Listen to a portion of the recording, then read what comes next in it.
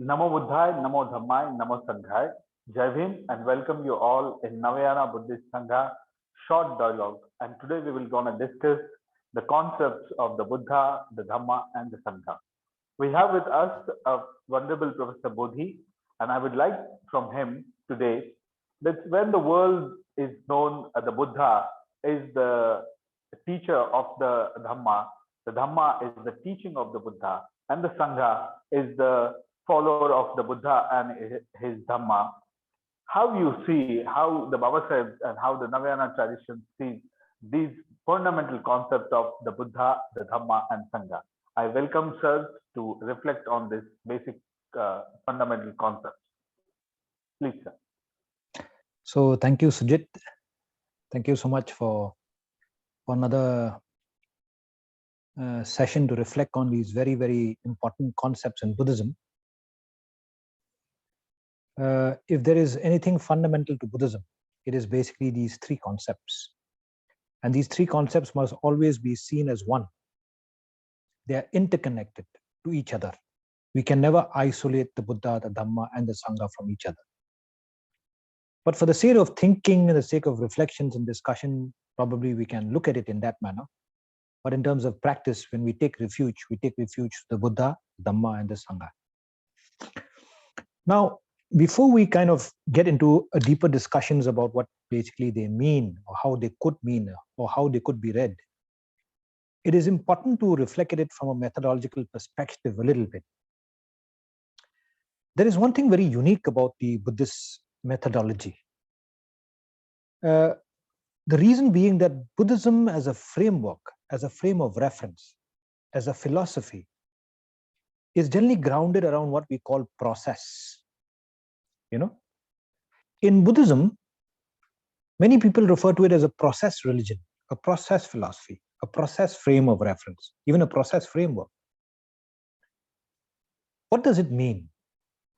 When we say that something is a process philosophy, a process religion, we are referring to it fundamentally as something that is constantly in the process of change, in the process of anicca, in the process of impermanence. In Buddhism, no quantity of substance, no permanency is there. There is no absolutism in Buddhism. We can't think in Buddhism in an absolutist sense. There is nothing solid. If you go deeper into anything that is absolute or solid, or a substance that you can touch and you can hold and you can think of it as permanent, that is not available within the process framework of Buddhism. There is nothing in and for itself in the reality that we experience. In Buddhism, everything exists because of the necessary conditions. So in that particular sense, it's very important to then realize that when we speak about the Buddha, Dhamma, Sangha, these are words, just mere words, mere concepts, mere categories. And in Buddhism, when you begin to have a fundamental framework that itself is in a state of impermanence, no categories can be applied. Reality actually cannot be described by these words. And in that sense, the reason being that everything is constantly changing and nothing remains the same, how is it that you can use a category in a word to capture a particular reality as if it is static? So if there is something important from this way of looking, especially from a Buddhist perspective, a process philosophy perspective, it is that the message for each of us, at least in the domain of methodology, is that whatever we know, whatever we think we know, whatever we think we have arrived at knowing, it is never complete. It can never be complete. I have always had this experience myself where I felt that now I have a sense of what Buddhism is all about, what the Buddha was talking, what the Buddha means, the Dhamma means, and the Sangha means. And then I meet someone else who gives me a totally different perspective, and I have to come back and think, there are so many things that I've not been able to see. And this is the beauty of Buddhism, because there can never be a completeness, because you're always in the process. However, Shakyamuni told us that when you have arrived, you will know. So I think in the methodological sense, no one who is in the path of Buddhism, who has walked the Buddhist path, no one, I think, believes deep down, or even probably, at least as a proposition, should believe that I have arrived at the knowing, I have arrived at truth, I know. Sometimes this leads to a very dangerous way of thinking. Mine, Buddhism is the best. I know better. The Buddhist framework is the most superior framework. Other frameworks are inferior to Buddhism. This is a very dangerous way of thinking. The Buddhist framework does not allow anybody to claim that you know more, that your knowing is superior, that your belief system is better, that you have the access to truth which others might not have. So it is with this kind of a mindset, this kind of an approach, with this kind of a methodological process that we must now engage with these three concepts called the Buddha Dhamma Sangha. When we look at these concepts, the Buddha Dhamma Sangha, we have to understand them in a processual manner. Because depending on what process you're in, and in that sense, many human beings in the world are in the process of knowing. There are some people who spend a lot of time in knowing. Some people do it through practice. Some people do it through theory. Some people just live life. They don't even have time to think about anything other than, bread, butter, and, a house and clothes. Just to earn the basics, just to survive, just to live. It does not mean that just because you are living in that particular realm, you cannot know. It just means that sometimes many people don't have the time to practice. They don't have the time to theorize, to intellectualize, to think, to discuss, to debate. So when you think it in that manner, that many human beings across have their own ways of making, own ways of engaging with Buddhism, own ways of how to try to make sense of this thing called the Buddha Dhamma Sangha, then we must be careful, because since it is a process, everyone's understanding of what process they are in about the Buddha Dhamma Sangha will be different. Now, there's a general belief, if you begin from the most mundane way of looking at Buddhism, there's a general belief, and this is a belief held by everybody probably in the world, that when you are looking at that particular statue, which these so-called Buddhists goes and sit in front, and act and meditate and so on and so forth, that particular statue is a god. And this god has a supernatural qualities and has a supernatural birth. And there's so many texts, if you go, that particular person was this Buddha is a supernatural being with supernatural birth, and very powerful, have magical powers, and he's a god. So there are many people across the world who see that statue in that particular manner. I have many of my friends who come from other religions, and even Buddhists themselves, who when they sit in front of the statue of the Buddha, they basically, asking for favors. They see this as a person with magical powers who will help them in their lives. And when they're referring to the Dhamma, they are generally referring to a set of rules and a set of regulations and a set of dogma which this person, this God taught the world. And when they're referring to the Sangha, they're referring to people who live by those rules, like the Bhikkhus and the Bhikkhuni Sangha. So at that one particular layer, the Buddha Dhamma Sangha has a very different way in which people perceive it. The Sangha is the Bhikkhu and the Bhikkhunis, and that is generally called the Sangha. The Dhamma is a rule, a regulation, a dogma. And the Buddha is this God with supernatural birth, supernatural beings, magical powers, and so on and so forth. So this is one way. And many people across the world, when I ask my friends, what do you know about Buddhism? They will speak in this particular manner. You also have a God. We also have a God. Your Buddha is a God. Ours also is a God. We have rules and regulations. You also have rules and regulations. We have people like priests. We have people who are doing all activities. You also have your bhikkhus and your bhikkhunis. So this is the first level. But all of us who are Buddhists, we know that this is not exactly what Buddhism is. When we refer and take refuge in the Buddha Dhamma Sangha, this is not what it is. Because the deeper you go into Buddhism, and it's very important, Buddhism is not a transcendental philosophy. It's a philosophy of the dissolution of the binaries into the self. In Buddhism, we talk about deepening. We don't talk about transcendenting. And when you deepen yourself, you begin to realize that actually the Buddha Dhamma Sangha does not mean that way. The Buddha here refers not to a God, but to an intelligent human person, a very intelligent human person, who through sheer hard work and practice and effort was able to gain insights into many things in reality which we cannot have access to. And the Dhamma is not a rule and a regulation. It's a framework, it's a doctrine, it's a religion that this person kind of formulate in order to give the people. And the Sangha is not only the bhikkhus and the bhikkhuni who follows the Vinaya rules, but the Sangha is both the bhikkhu, bhikkhuni and the laity who also following the Buddha and what the Buddha taught. So if you go deeper into this framework, you begin to realize that when we refer to the Buddha Dhamma Sangha, we're referring to a person who has got some deep insights into life, highly intelligent. We're referring to the religion and the framework and the teachings and the thoughts that this particular give. And the Sangha is all the followers of this intelligent being. Now, so in that particular sense, when you're referring to the Sangha, you're referring both to the bhikkhu, bhikkhuni and the laity. This is generally what we call the Sangha. The Sangha is not only the bhikkhu, bhikkhuni. See? Now, if you think in that particular manner, if there is another layer that you go deeper than this, you begin to realize that probably there is another way of looking. And there are many people in Maharashtra especially, and followers of Babasaheb and practitioners who are saying, yeah, this is a right way to think, but there is something deeper. If you go deeper, you will find that these concepts mean something else. And the question generally comes is, was the teaching of this particular person who came, who was called Siddhartha Gautama, who now we call as Shakyamuni, the Buddha, was his teaching only meant for the Buddhists, only the people who followed him? That cannot be the case. That is too narrow an understanding. That is too parochial an understanding of the teachings of this particular individual. Because when the Buddha was referring to the Sangha, in all of the Buddha's teaching, he was not referring to his followers only. He was talking about all of human society. His message was to all of humanity. And in that sense, the Sangha does not refer only to the bhikkhu, bhikkhuni and the laity of the Buddhists, but to human society in itself. It's called the human Sangha.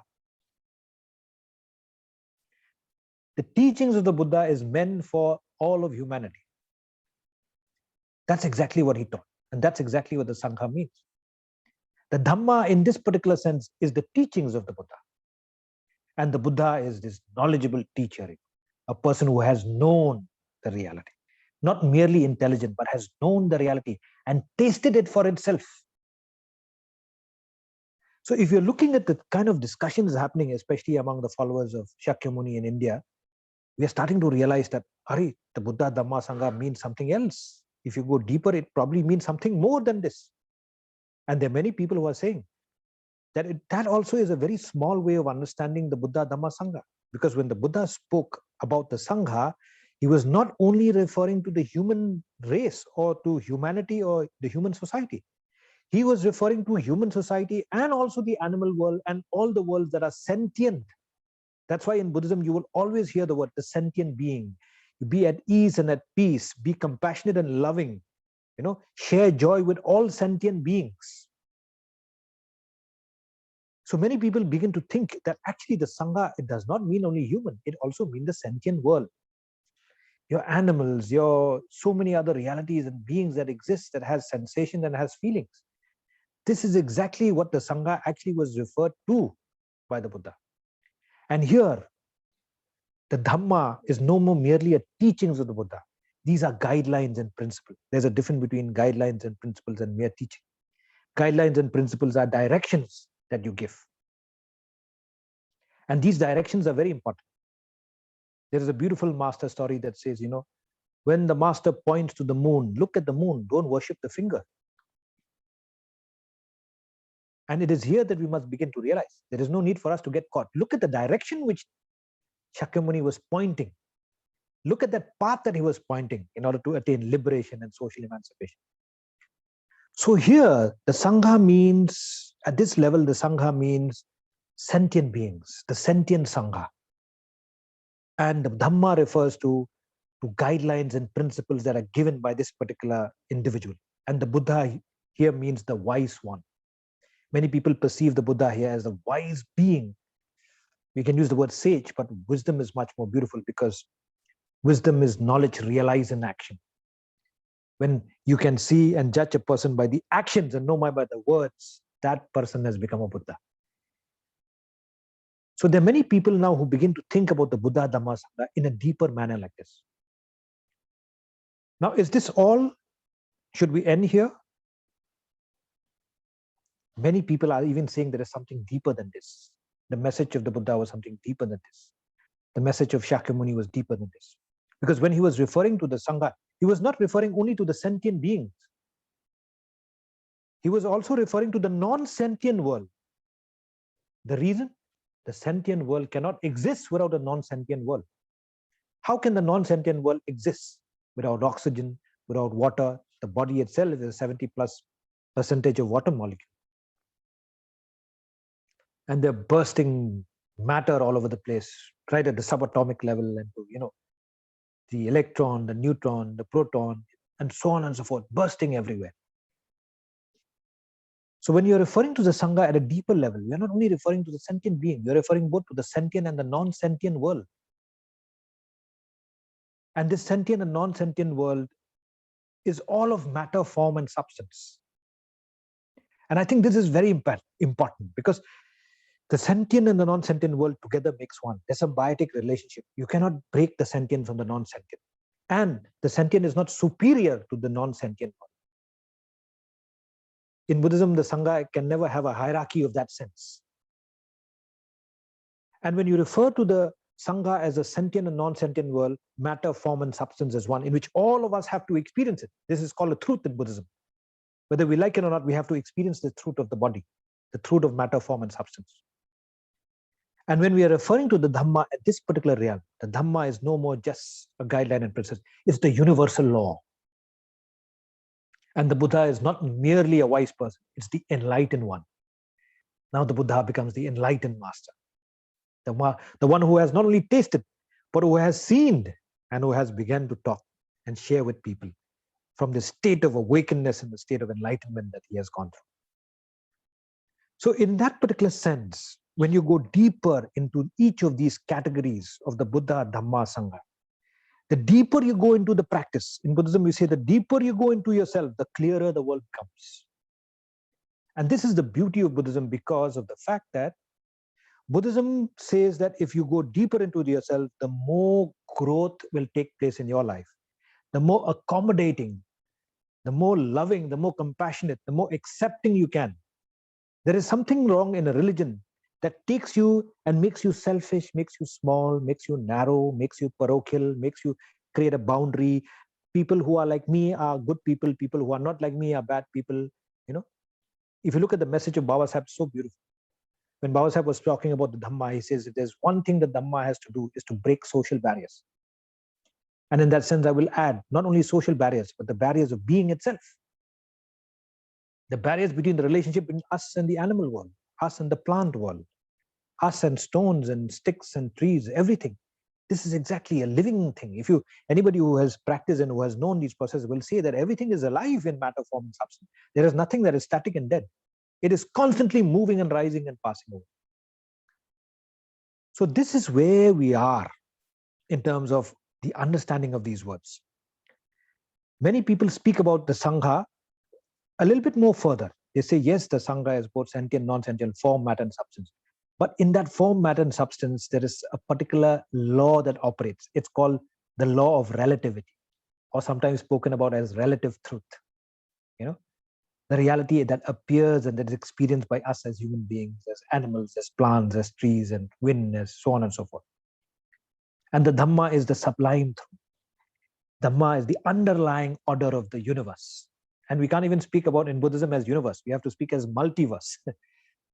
In Buddhism, we don't refer to a universe. There are multiverse, multi-dimensions available to all if you have reached that particular stage. And it is Dhamma many people talk about as the eternal order in which actions have consequences. There's another word for that called kamma, that probably we'll discuss some other time. But the Dhamma is this universal law, this great law that permeates all realities. And generally in Buddhism, we call it the sublime truth, the beautiful sublime truth. And when we refer to the Buddha, we are talking about the reality as it is. Many people use the word in Pali called the paramatta sakka, the truth as it is, the ultimate truth. There are words in Buddhism that says the unborn, the unrisen, the unmanifested. There are also ways in which the Buddha explained it as neither perception nor non-perception, a state of nothingness. So if you are looking at that particular very high level of what you begin to realize as someone who's taken refuge in the Buddha Dhamma Sangha, then you begin to realize that when you say Sangha, you are living in matter, form, and substance in which relativity, or what is generally also called Samutti Sangha, or conditioned truth, or binary truths, is being experienced. When you're referring to Dhamma, you're talking about the undying law, the order of the universe, of the multiverse itself. And we're talking about the Buddha, we are referring to this state of the ultimate truth as it is. And in that ultimate truth, there is one. There is one. There is no binary. Here, there's a dissolution of the binary when you begin to experience the unity of that reality. So in many ways, this is exactly how many of us, especially in India now, are thinking about. When you take refuge, you have to go through these processual stage till you reach the point of the realization the way Shakyamuni has taught us. And Shakyamuni himself has experienced. And that's why we call him the Buddha. Now, the last point to be mentioned here is only this.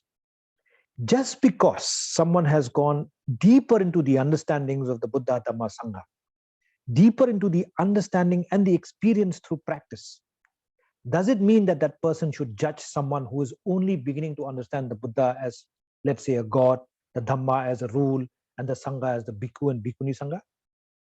This is one thing we must be very careful. In Buddhism, the framework never allows, a process philosophy like Buddhism never allows you to judge the other, because the other is also in the process of meaning making. They're also trying to make meaning with life. And for many of them, meaning is fundamental. Without meaning, there is no life. There must be a purpose in life. There must be a meaning in life. Until unless I find that meaning, and this is the way I find meaning. What is that? The Buddha is a god. The Dhamma is a rule. The Sangha is the Bhikkhu, Bhikkhuni Sangha. So someone who has begun to realize relative reality, binary truths, conditioned truths, the ultimate reality, Paramatta Sakka, Samutti Sakka, they're beginning to understand the underlying order of the universe, of the multiverse that permeates all, does not give you the right to judge someone who's in the process of, who needs the Buddha to hold on to in order to make meaning in my life. In order to look at the statue of the Buddha and says, I need food today night. I need to protect my family. I need to take care of my children. You cannot judge that person. That person is also meaning making with that particular state that the person is in, with the objects that we see in the world. You cannot even judge someone who's saying, no, the Buddha means this only.